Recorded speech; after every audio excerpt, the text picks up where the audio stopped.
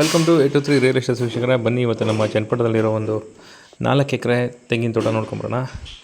Village ಆದಮೇಲೆ ಈ ಥರ ಮಡ್ ರೋಡಲ್ಲಿ ಒಂದು 1.25 ಕಿಲೋಮೀಟ್ರು ಮಡ್ ರೋಡಲ್ಲಿ ಟ್ರಾವೆಲ್ ಮಾಡಿದ್ರೆ ಈ ತೋಟ ಸಿಗುತ್ತೆ. 4 ಎಕರೆ ತೆಂಗಿನ ತೋಟ. ಈ ತೋಟನ ಬೇಕಾದರೆ ಯಾರಾದರೂ ರೆಸಾರ್ಟು, ಹೋಮ್ ಸ್ಟೇ ಆ ಥರ ಬೇಕಾದರೂ ಯೂಸ್ ಮಾಡ್ಕೋಬೋದು. ಈ ತೋಟ ಬಂದ್ಬಿಟ್ಟು ಹೈವೇಯಿಂದ ರಾಮನಗರ ಬಸ್ ಸ್ಟಾಪಿಂದ 14 ಕಿಲೋಮೀಟ್ರ್ ಆಗುತ್ತೆ. ಚನ್ನಪಟ್ಟಣದಿಂದ 11 ಕಿಲೋಮೀಟ್ರ್ ಆಗುತ್ತೆ. ನಮ್ಮ ಕೆಂಗೇರಿಯಿಂದ 51 ಕಿಲೋಮೀಟ್ರ್ ಆಗುತ್ತೆ. ರಾಮನಗರ ಚನ್ನಪಟ್ಟಣ ಬಾರ್ಡ್ರಲ್ಲಿ ಬರುತ್ತೆ ಈ ತೋಟ. 4 ಎಕರೆ ತೆಂಗಿನ ತೋಟ. ಈ ರಸ್ತೆ ಈ ತೋಟಕ್ಕೆ ಇಲ್ಲಿ ಜಾಯಿಂಟ್ ಆಗುತ್ತೆ.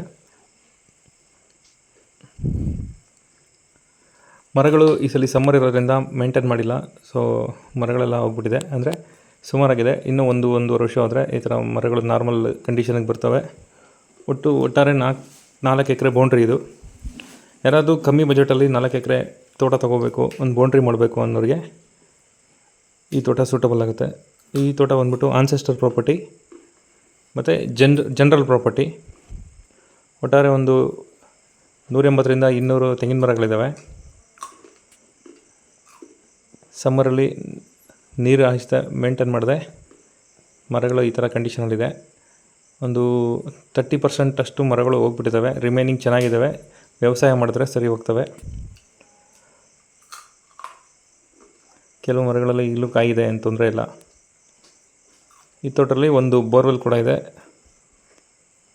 ಸ್ಟೆಪ್ ಬೈ ಸ್ಟೆಪ್ಪು ಯಾರಾದರೂ ಹೇಳಿದ್ನಲ್ಲ, ಹೋಮ್ ಸ್ಟೇ, ರೆಸಾರ್ಟು ಆ ಥರ, ಮತ್ತು ಹಿಲ್ ವ್ಯೂ, ಫಾರೆಸ್ಟ್ ವ್ಯೂ ಆ ಥರ ಬೇಕಾದವ್ರಿಗೆ, ಹೋಮ್ ಸ್ಟೇ ಆ ಥರ ಮಾಡ್ಕೊಳ್ಳೋರಿಗೆ ಯೂಸ್ ಆಗುತ್ತೆ.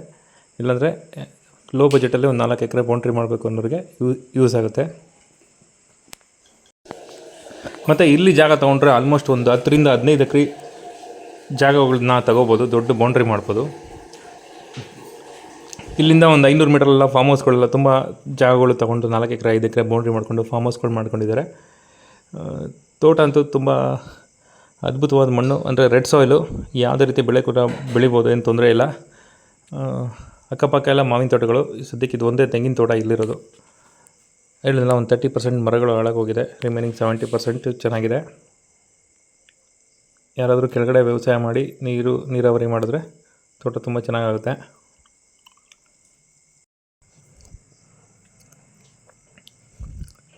ಬೆಂಗಳೂರು ನಿಯರಲ್ಲಿ ಒಂದು ತೋಟ ಮಾಡಬೇಕು ಅನ್ನೋರಿಗೆ ಚೆನ್ನಾಗಿದೆ. ಈ ಪ್ರಾಪರ್ಟಿ ಬಂದ್ಬಿಟ್ಟು ಜನರಲ್ ಪ್ರಾಪರ್ಟಿ. ಪ್ರೈಸ್ ಬಂದ್ಬಿಟ್ಟು ಅವರು ಎಕರೆಗೆ 50 ಲಕ್ಷ ಕೋಟ್ ಮಾಡ್ತಾಯಿದ್ದಾರೆ. ನೆಗೋಷಿಯೇಬಲ್ಲು. ಡೈರೆಕ್ಟ್ ಓನರ್ ಮೀಟಿಂಗ್ ಆಗುತ್ತೆ. ನೆಗೋಷಿಯೇಟ್ ಅಂತ 100% ಆಗುತ್ತೆ. ಕೂತ್ಕೊಂಡು ಮಾತಾಡಬೇಕು ನೀವು. ಜನರಲ್ ಪ್ರಾಪರ್ಟಿ ನೋಡಿ, ಪ್ರತಿಯೊಂದು ಮರನೂ ತೋರಿಸ್ತಾ ಇದ್ದೀನಿ. ವ್ಯವಸಾಯ ಮಾಡಿಲ್ಲ ಇವರು ಯಾವುದೇ ರೀತಿ. ವ್ಯವಸಾಯ ಮಾಡಿದರೆ ತುಂಬ ಚೆನ್ನಾಗಿರೋದು ತೋಟ. ಇವಾಗಲೂ ಇನ್ನೂ ಒಂದೂವರೆ ವರ್ಷ ಕಷ್ಟ ಬಿದ್ದರೆ ತೋಟ ತುಂಬ ಒಳ್ಳೆ ತೋಟ ಆಗುತ್ತೆ. ಆಲ್ಮೋಸ್ಟ್ ಎಲ್ಲ 15ರಿಂದ 20 ವರ್ಷದ ಮರಗಳು, ಎಲ್ಲ ಸಂಪೂರ್ಣ ಫಲ ಕೊಡುವಂಥ ಮರಗಳು.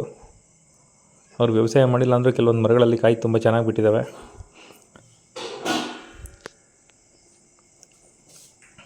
ತೋಟನೂ ಅಷ್ಟೇ ಸ್ಟೆಪ್ ಬೈ ಸ್ಟೆಪ್ಪು ಒಂದು 5-6 ಸ್ಟೆಪ್ ಇದೆ. ಚೆನ್ನಾಗಿದೆ ತೋಟ.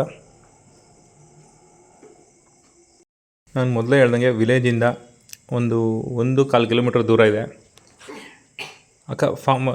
ಇದ್ರ ಪಕ್ಕದಲ್ಲಿರೋ ಫಾರ್ಮ್ ಹೌಸಿಂದ 750 ಮೀಟ್ರ್ ದೂರ ಇದೆ. ಇಲ್ಲಿಂದ ಮುಂದಕ್ಕೆ ಇನ್ನೂ ತೋಟಗಳಿದ್ದಾವೆ. ಒಂದು ತುಂಬ ಪ್ರಶಾಂತವಾದ ವಾತಾವರಣ, ಪೀಸ್ಫುಲ್ ವೆದರ್ ಬೇಕು, ಒಳ್ಳೆ ಫಾರ್ಮ್ ಹೌಸ್ ಮಾಡ್ಕೋಬೇಕು ಅನ್ನೋರು ಇದನ್ನು ತಗೋಬೋದು. ಸುತ್ತಮುತ್ತ ಎಲ್ಲ ಬೆಟ್ಟ ಕಾಡು, ಒಳ್ಳೆ ವಾತಾವರಣ ಇರೋವಂಥ ಜಾಗ. ಒಂದು ಬೋರ್ವೆಲ್ ಇದೆ ಅಂತ ಹೇಳಿದ್ರು. ಆ ಬೋರ್ವೆಲ್ ಪಾಯಿಂಟ್ ಎಲ್ಲಿದೆ ಅಂತ ಹುಡುಕ್ತಾ ಇದ್ದೀನಿ. ನೋಡಿ, ಅಲ್ಲಿ ಏನು ಚಿಕ್ಕದಾಗೆ ಮನೆ ಇದೆಯಲ್ಲ, ಅದ್ರ ಪಕ್ಕದಲ್ಲಿ ಒಂದು ಬೋರ್ವೆಲ್ ಪಾಯಿಂಟ್ ಇದೆ ನೋಡಿ. ಅದು ಸದ್ಯಕ್ಕೆ ಮೋಟರ್ ಇಲ್ಲ. ಎಲೆಕ್ಟ್ರಿಕ್ ಕನೆಕ್ಷನ್ ಅಂತೂ ತೊಗೊಂಡಿದ್ದಾರೆ ತೋಟದವರೆಗೂ. ಬೋರ್ವೆಲ್ ಮೋಟರ್ ಇಲ್ಲ. ಮೋಟ್ರ್ ಹಾಕೋಬೇಕು. ಹೀಗೆ ಹೆಚ್ಚೆಚ್ಚು ನಮ್ಮ ತೋಟದ ವೀಡಿಯೋಸ್ಗಳನ್ನ ನೋಡಿದರೆ ಲೈಕ್ ಮಾಡಿ, ಕಮೆಂಟ್ ಮಾಡಿ, ಶೇರ್ ಮಾಡಿ. ವಾಪಸ್ಸು ಅದೇ ಮಣ್ಣಿನ ರಸ್ತೆಯಲ್ಲಿ ವಾಪಸ್ ಹೋಗ್ತಾಯಿದ್ದೀನಿ. ರಸ್ತೆ ಕ್ಲಾರಿಟಿ ನೋಡ್ಕೊಂಬಿಡಿ. ಮತ್ತು ಇಲ್ಲಿ ಬಂದಮೇಲೆ ರಸ್ತೆ ಚೆನ್ನಾಗಿಲ್ಲ ಸರ್ ಅಂತ ಹೇಳ್ಬಿಡಿ.